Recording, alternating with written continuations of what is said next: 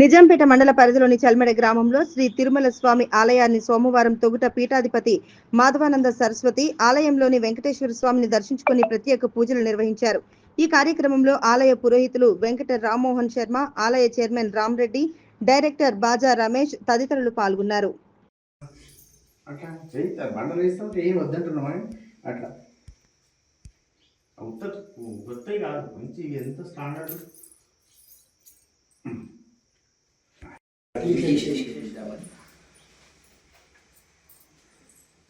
ఇంత స్టాండర్డ్ ఉన్నాయి ఇవే మంచి సెట్ చేసుకోవచ్చు.